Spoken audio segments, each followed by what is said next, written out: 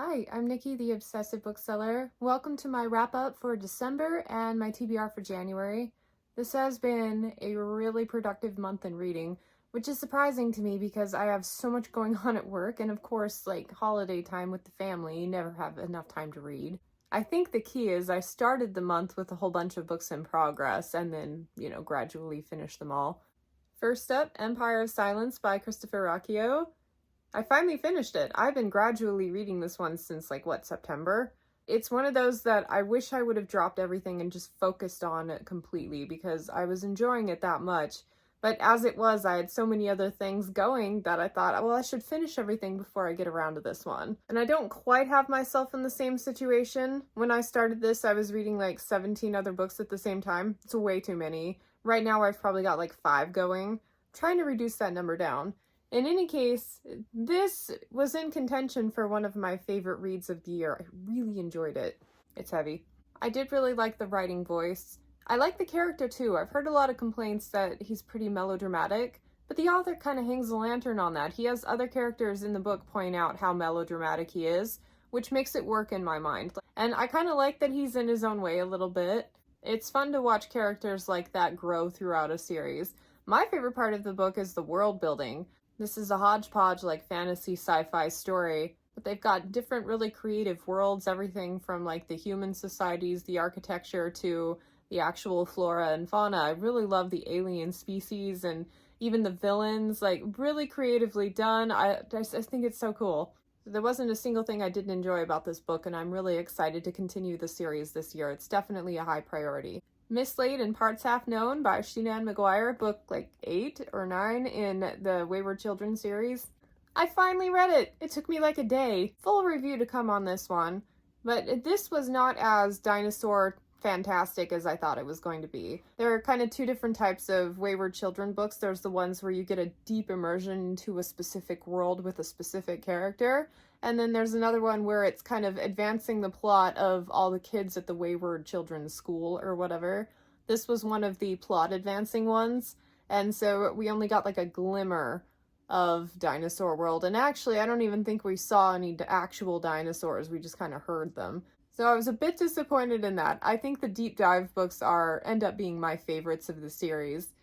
But it was still enjoyable. I liked the plot progression. There's a lot of major things that happen now that will set up things for future, and it kind of wrapped up a storyline from the previous book that I'd read. So overall, not a bad installment, but I'd wish we'd gotten more dinosaurs. The cover was a bit misleading. Wall of Storms by Ken Liu, book 2 in the Dandelion Dynasty series, and I really enjoyed this one, especially the first half. There was such deep character immersion, and I really appreciate it when characters teach other characters things and you learn about random stuff that doesn't exist in our world in books. There was a lot of that early on, and the author is really, really good at creating inventions and kind of stretching the framework of his world, and very unconventional in his storytelling. The way the plot is progressing over this series and the way that the character arcs are taking place, it's very odd. You have no idea what's going to happen next, and that kind of excites me a bit. I really enjoyed not being able to predict everything ad nauseum. I'm still trying to figure out what my overall rating for this one is going to be. There were a couple things that threw me off in it. I didn't blanket love it like a lot of people have.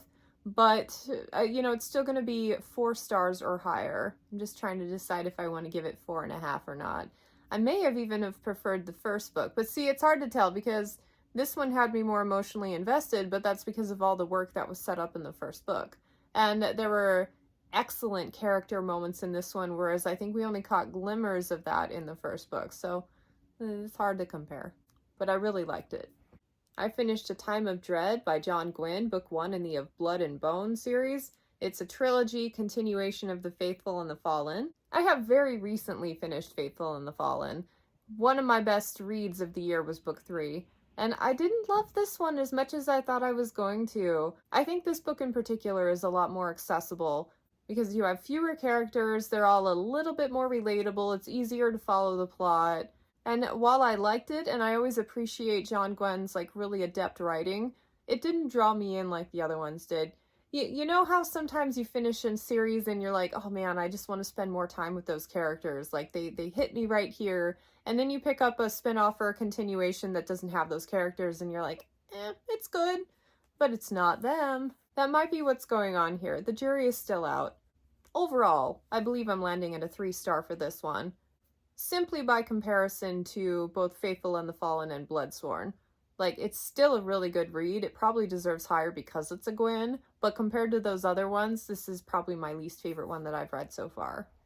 I read For Reed Burn Horde, Beginning Operations by James White. This is a Sector General omnibus. I am so excited that that project had me picking up this collection because I don't think I would have gotten around to it for a really long time otherwise.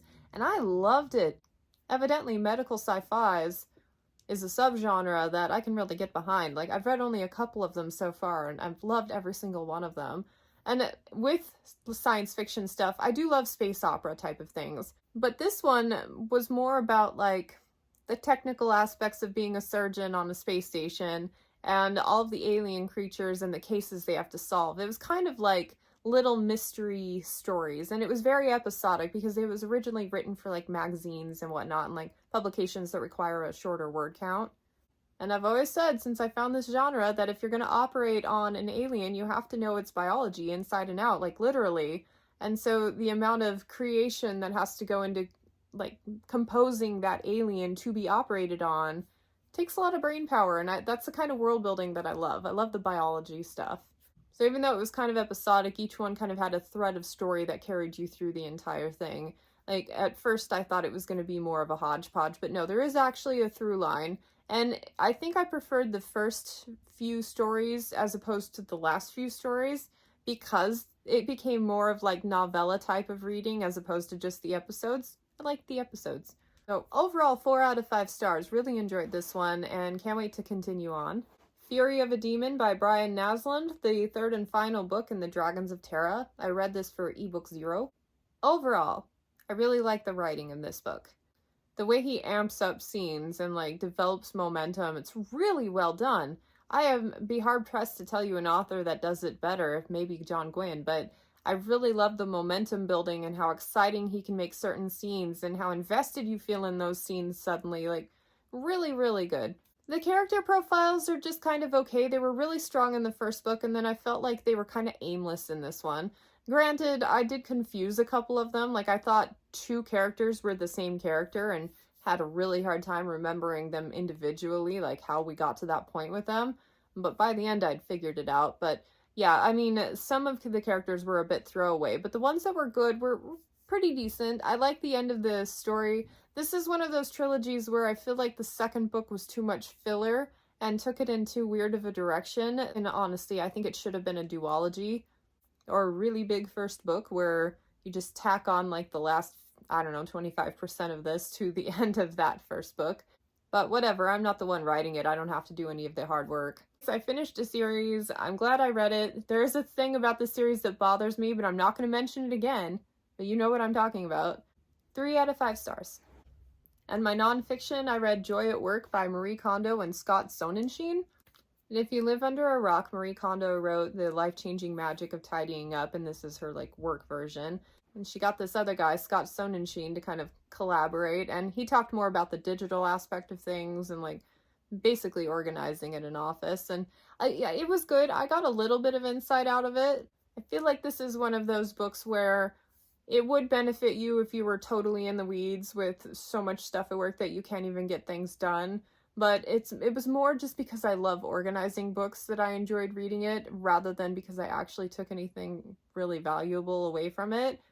Because my office is pretty dialed as is. When I started my whole like simplifying life journey, that's where I started, and it has not been a problem ever since. But interesting book. I feel like I know Marie Kondo a little more because of the anecdotes in here. She talked a lot about her own processes with business and kind of how she grew her own brand, and that was interesting. I am also continuing my reread of the Animorph series. I mean, I read these as a kid. I read each book like 1,000 times as a kid. I would go through about 3 per summer day, and they'd only take me about an hour or so to read. But these have been really fun to go back through. These 2, I didn't remember practically anything about these books, even though I read them so many times, because I mean, yeah, but this one was my favorite book of this series to start with. So I've been having a lot of fun with that. Go classic nostalgia. I know for some people it's Goosebumps, but Animorphs were the ones that really got me into reading as a kid, so I still love them. So that's it for the read. We have a few currently reading right now. For Patreon Book Club, we're reading 16 Ways to Defend a Walled City by KJ Parker. I wasn't sure about this one at first. I kind of like the voice. I was doing it on audio, and the narrator he has this kind of droning quality that was making me zone out a little bit. So only at about chapter 4 did I finally start to feel invested in the story, and now I'm in it. Now it got really exciting. I love this author. He has this funny way of being both really dark but really funny at the same time. The only place I've ever seen that done the same is like at Joe Abercrombie and maybe Scott Lynch. Like, yeah, it's that level of type of cleverness where you can find yourself laughing during a torture scene or whatever. It's just very similar vibes in here. I like the technical jargon. The title is indicative of the type of character that you're following, like very analytical and talking about like the numbers of things. And he's an engineer by trade and he builds bridges. So like he would know 16 ways to defend a walled city. So that one has been a delight so far. I'm enjoying it. My husband and I are reading The Heir to the Empire by Timothy Zahn. This is book 1 in the Thrawn trilogy. According to Mike's book reviews, he did a really good, like, where to start in the Star Wars universe type of thing, and this was the series he recommended to start with. That video was wildly helpful. I am loving this one so far. It takes place right after Return of the Jedi, timeline-wise, and introduces a new villain, and it's really cool. My husband was like, what, why? Like, this was written in the late 80s, early 90s. Like, why didn't they just adapt this? It was already there. The actors were still around and of an appropriate age, and it would have been just fine. Like, why didn't they adapt this? And I'm like, welcome to Star Wars BookTube. Like, that is pretty much the consensus that I've heard, and I agree as well. Anyway, not very far along in this, just a few chapters, but really excited. Like, a beloved classic is actually getting a continuation that I feel like suits the canon. The Silver Blood Promise by James Logan. This is a debut series coming out next year. I'm about 60% of the way through it. And I'm okay. I'm not enjoying this one nearly as much as I thought I would. That cover though, and the beginning had a couple of scenes that were really exciting for me, and I thought, oh, this is going to be so good. It was kind of giving me Hierarchy vibes, like James Islington's Will of the Many, like just glimmers of that. I'm like, oh, is it going to go somewhere amazing? I'm not enjoying it that much. I think had I not been given a copy from the publisher, I might be considering a DNF at this point. Because here's the thing, like, it has really good scenes, it's got really good bones, I like the idea for the story, but it's more, like, it's got a mystery element to it. And instead of a fantasy with a mystery component, it feels like a mystery set in a fantasy world. And so when the focus is completely on this mystery element, the mystery should be pretty good, and I'm finding it rudimentary at best, like very easy to see through. Things line up really conveniently. I don't know. I'm gonna keep reading to see it through to the end, but I may have spoken too soon when I was really excited about where this one was going. And unfortunately, now that I've seen some negative things and things that I really don't like about the book, I'm starting to nitpick it a little bit. That's usually how I know that I'm kind of out of it. But I'm going to do my best to set that aside and just try to evaluate it impartially as we keep going towards the end. But yeah, this one's not working for me right now. But I hope something at the end kind of swings it back around. We shall see. Too many directions too. Like, sets up this really cool idea for something and then never touches it again. Like, usually the stuff that you read at the beginning of the book is indicative of the stuff that you'll see more of later on, but it's kind of like this really cool idea, we explored that for a minute and now we've moved on and we're never going to look back. It's how it feels. Jury's out. And I am rereading Getting Things Done by David Allen. This is one of my all-time favorite productivity books, and I've had so many science fiction and fantasy books going on rotation that I just need a little bit of break from that occasionally, and so an organizing book is exactly what I need. This one is so good. There are so many, like, he takes you through this entire system, like every detail, like how to do it, how to implement it, how it'll change your life. Like, it's so good, and I've done it before, and this time around I am fine-tuning my system even further which it's a really good time to get into this because I am feeling so overwhelmed with all of the end of the year things. I'm slammed at work. So this has been incredibly helpful, and I love it. I was playing with the idea of doing some sort of nonfiction feature on my channel, like top 3 takeaways or something alliterative like that, where I explore a little more about these nonfiction books that I love so much. I thought about starting a separate channel for that, but who has time or energy to do that? And so I'm already talking about books here, and I figure if you don't like nonfiction stuff, you can just skip that video. It's a thought. It's a thing I'd like to do. Let me know what you think. Now we get into all the books I'm hoping to read this month. First up, I don't own a copy of this yet, but The Master of the Jinn by Clark. This one I'm reading with my patrons.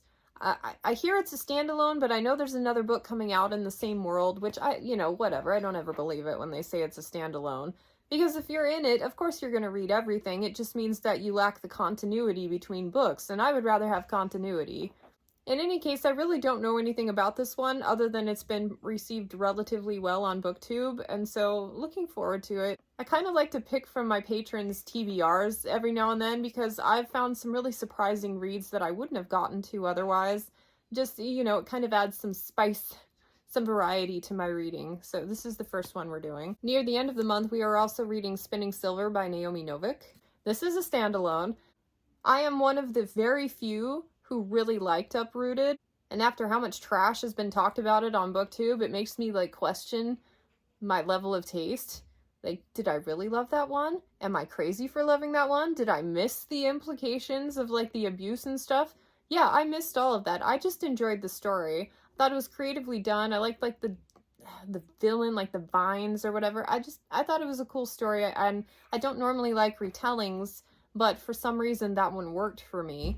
But collectively, a lot of people seem to think that this one was even better, so I like it. I've read almost everything Naomi Novik has on the market, and I tend to love her a little bit more than everybody else, so I'm excited. Although, like I said, I don't really like retellings. I think this one's Rumpelstiltskin, and I don't know. It has lessened my enthusiasm to pick it up a little bit, but hopefully I'll be raving about it by the end of the month. 2024 will be the second year in my all things Tchaikovsky focus. I love this man's writing. This is my new Brandon Sanderson. He's so prolific and his stories are so wildly different yet creative. He has such a variety. And this is the 5th book, Scarab's Path, in the Shadow of the App series, and I'm really excited to pick this one up. I feel like the 4th book was the end of a particular arc, and I'm ready to move on and see what he's going to do next because, the world's his oyster. He could do so many different things with this, and I can't wait to see, the creativity there. And I'm hoping to explore some of the bug factions that we didn't really get a lot of attention on in those first 4 books. And I can't wait. I'm so excited. So this one is probably my highest priority going into the next month. My patrons and I are also going to read Lock In by John Scalzi. I know nothing about this book, but generally I like John Scalzi's works. He's got this really snarky voice when he writes things, and it's just a lot of fun. I've done his Old Man's War, I've done his Collapsing Empire, and I've done his Kaiju, so I'm due to start another one soon. I feel like I'm averaging about one a year. On the list again, Definitely Dead by Charlaine Harris. I really want to continue this series, but I keep picking up other things, prioritizing other more serious fantasy books instead of this, but I'd like to make room for it this time around. I really like where the story's going. This is one of those reads where I'm so excited I have it to enjoy now, but I wish I had read it ages ago. I know what put me off about the first book, why I didn't continue right away. But yeah, it's my favorite urban fantasy I have going now, and because I am up to date on all of my other favorites, and I've tried at least a dozen new series, not new released, but new to me, over the last year or two, and all of them have been duds. So, go Sookie. I'm gonna continue my reread of Fablehaven, Keys to the Demon Prison. This is book 5 and the final one in the original 5-book wrap-up of Fablehaven, and then he continues on with his Dragon Watch stuff, and I'll probably continue on with that series as well after I finish this, but I don't remember anything about this book. I had reread the first 3 or 4 so many times. You read the first one, you like it, you reread it, Then you get the second one and you have to reread the first one to read the second one and so forth. And so you just kind of pyramid your way up the series until the final one comes out. And I have only read this one once, and so I don't remember hardly anything about it. So looking forward to that. I would like to read Shadow Puppets by Orson Scott Card. This is book 3 in the Shadow series. I'm really enjoying my time with this character. One of the most interesting ones I've come across in a while. I really like the psychology of everything. I'm not loving the fact that everything's taking place on Earth with, like, you know, the warring nations or whatever, this alternate history type of thing. Not loving that too much, but there are some really profound character things that happened in Shadow of a Hegemon that changed my perception of the Ender's Game book. And I love it when more information just kind of makes you go poof. So I'm looking forward to continuing more with this one. And last but not least, my patron Katie and I are reading A Time of Blood, second book of the Of Blood and Bone.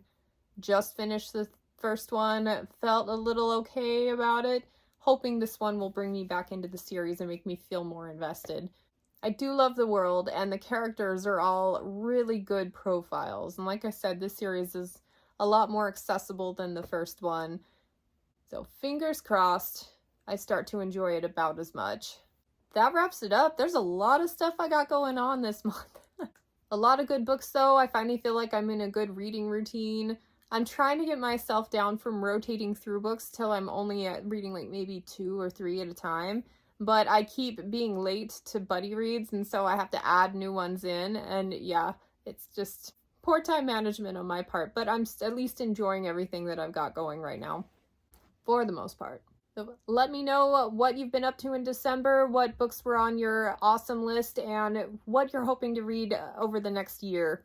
I've got a new reading system that I implemented that has me planning out like 1 quarter in advance.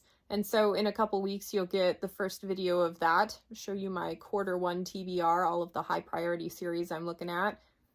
Thank you for watching. Subscribe if you haven't already, and I will catch you on the next one. Bye.